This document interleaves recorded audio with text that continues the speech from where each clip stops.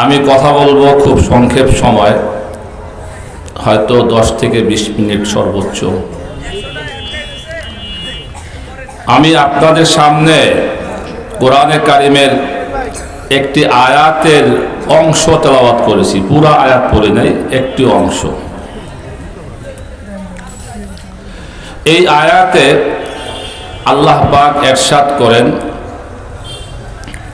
ফাইজা হাকামতুম বাইনান নাসে আন তাহকুমু বিল আদলে। হে মানুষ সকল, এই আয়াতের সম্বোধন হইল সাধারণ জনগণের উপরে নয়, যারা সমাজের প্রভাবশালী ব্যক্তি, সমাজের চেয়ারম্যান, মেম্বার, এমপি, প্রধানমন্ত্রী, সমাজপতি, তাদেরকে লক্ষ্য করে আল্লাহ তাআলা এই আয়াতে বলতেছেন, ফাইজা হাকামতুম বাইনান নাস আন তাহকুমু বিল আদল। যখন তোমরা মানুষের মধ্যে বিচার ফয়সালা করবে, ইনসাফের সাথে বিচার ফয়সালা করবে। এটা কার কথা? আল্লাহর কথা। আজকে সারা দুনিয়ায়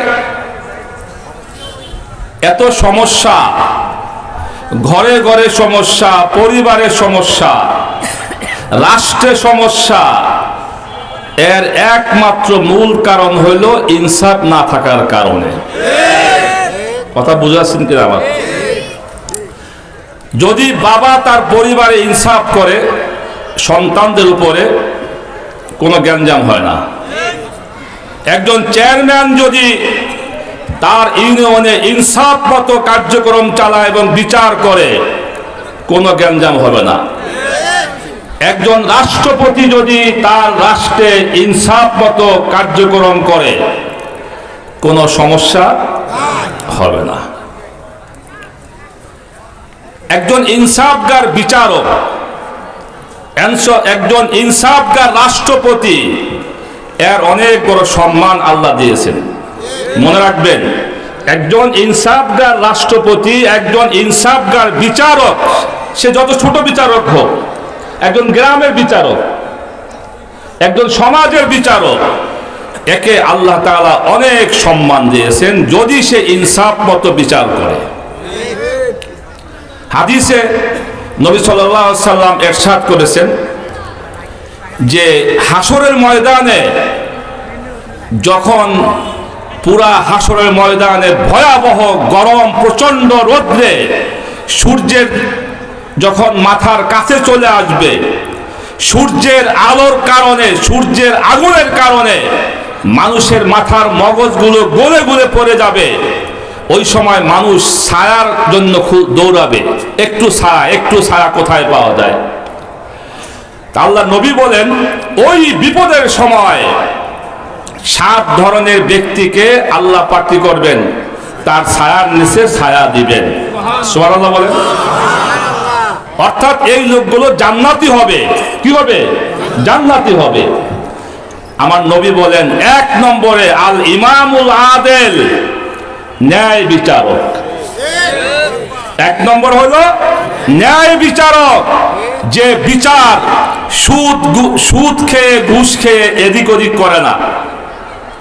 নিজের দলের লোকের কারণে, নিজের আত্মীয়র কারণে, নিজের বংশের লোক অন্যায় করছে, এখানে সে কি করে না? বিচার এদিক সেদিক করে না। যদি সে ইনসাফ মতো বিচার করে, তাহলে সে কি পাবে? সবার আগে সে জান্নাতে যাবে। আজকাল আমাদের সমাজে যদি কেউ অন্যায় করে, যদি সে গরিব মানুষ হয়, সে বিচারই পায় না। একজন গরিব যদি কোনো বিচার প্রার্থী হয়, তাহলে এই মুফতি সাহেব আমার বড় ভাই, ওনাকে পাশে রেখে আমি 10 মিনিট কথা বলতে চাই, আমি কথা শেষ করতে চাই। না না, সামনে সামনে সামনে সামনে আসে আসে। আমার ভুল হলে আমার বড় ভাই ঠিক করে দিবে।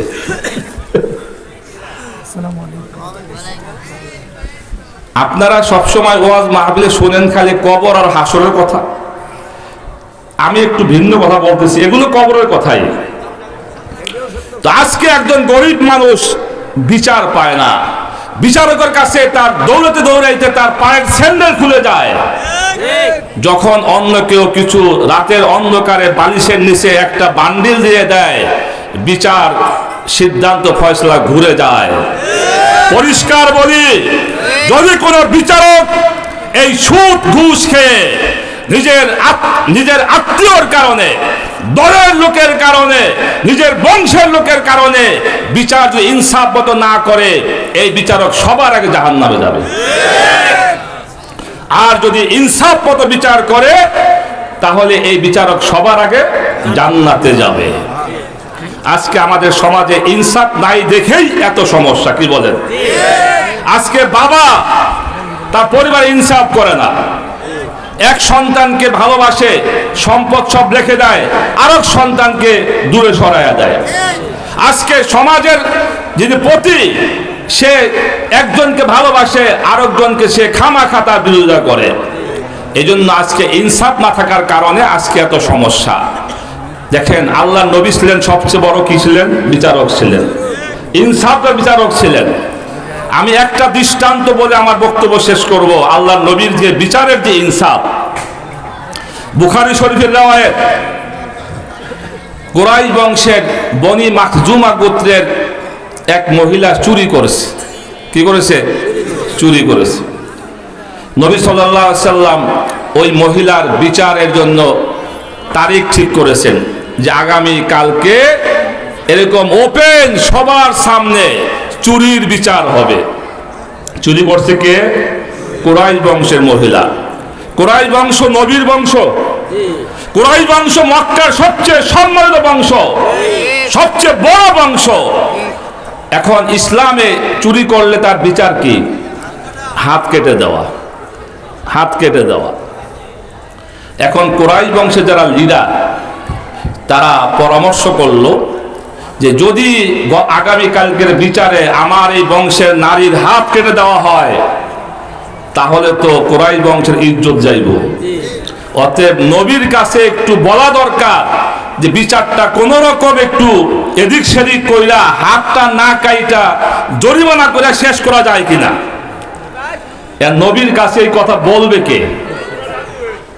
এই কথা বলার সাহস কার আছে?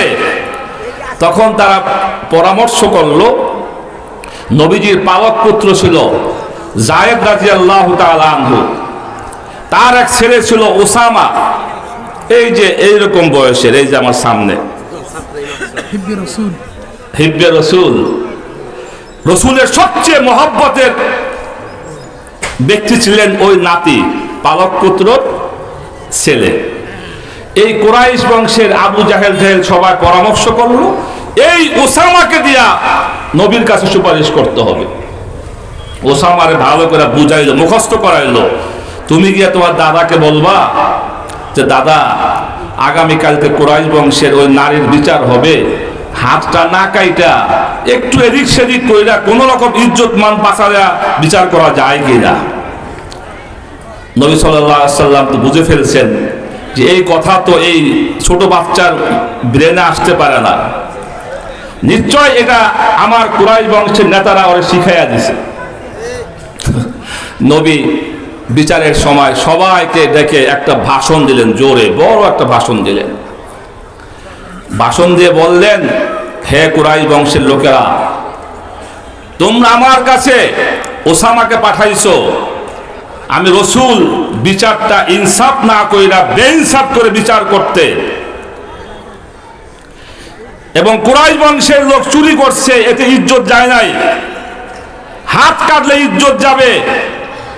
জেনে রাখো নবীজির শব্দ, লাউ সারাকাত ফাতেমাতু বিনতে মুহাম্মদ লাকাতাতু ইয়াদাহা। নবী বলেন, হে কুরাইশ বংশের লোকেরা, যদি আমার মেয়ে ফাতেমা আজকে এই চুরি করত, আমি তার হাত কেটে দিতাম। সুবহানাল্লাহ বলেন না? কুরাইশ বংশের নারী চুরি করছে, তার হাত কাটা যাবে না, তোমরা বিচারের জন্য আমাকে এইভাবে বলতেছো। যদি আমার কলিজার টুকরা যদি ফাতেমা আজকে কি করত, চুরি করত, আমি কি করতাম? নিজ হাত তার হাত কেটে দিতাম। এটাই হলো ইনসাফের বিচার। এটা হলো কি? ইনসাফের বিচার। আজকে যদি আমাদের সমাজে এইরকম বিচার ব্যবস্থা থাকতো, দেখতেন মানুষ আরামে সুখে ঘুমাইতো, কেউ কার সম্পদ চুরি করতো না, কেউ দুর্নীতি করতো না, কেউ ডাকাতি করতো না, ছিনতাই করতো না। আজকে বিচার নাই, ইনসাফ নাই, এ কারণে একজন চোর বারবার চুরি করে সে ছাড় পেয়ে যায়। আজকে ইনসাফ নাই, এ কারণে একজন লোক বারবার দুর্নীতি করে ছাড় পেয়ে যায়। আপনারা কি চান এরকম ইনসাফওয়ালা সরকার দেশে আসুক? কি বলেন, চান? তাহলে আপনাদের উচিত হবে যারা আলেম ওলামা, যারা ইসলামপন্থী, এদেরকে রাষ্ট্রীয় ক্ষমতায় দিয়ে দেওয়া। তাহলে দেশে ইসলাম ইনসাফ আসবে এবং বিচার সঠিক মতো হবে, তাহলে দেশে শান্তি আসবে। আমি যে কথা বলতেছিলাম, আমি আবারও অনুরোধ করি, যারা বিচারক আছেন আমার দেশে, আপনারা অনেক সম্মানী মানুষ, অনেক সম্মানী। যদি ইনসাফ মতো বিচার করেন, জান্নাতে সবার আগে যাবেন, আমার চেয়ে আগে যাবেন। আমি যে একটা আলেম, আমার চেয়ে আগে যাবেন। আর যদি ইনসাফ ছাড়া বেইনসাফ করে বিচার করেন, তাহলে জাহান্নামে সবার চেয়ে আগে যাবেন। অতএব আমি বিচারকদেরকে বলবো, আপনারা সমাজে ইনসাফ প্রতিষ্ঠা করেন। ইনশাল্লাহ আপনারা ভালো থাকবেন, সমাজ ভালো থাকবে, আমরা ভালো থাকবো, আপনারাও জান্নাতের বাসিন্দা হয়ে যাবে।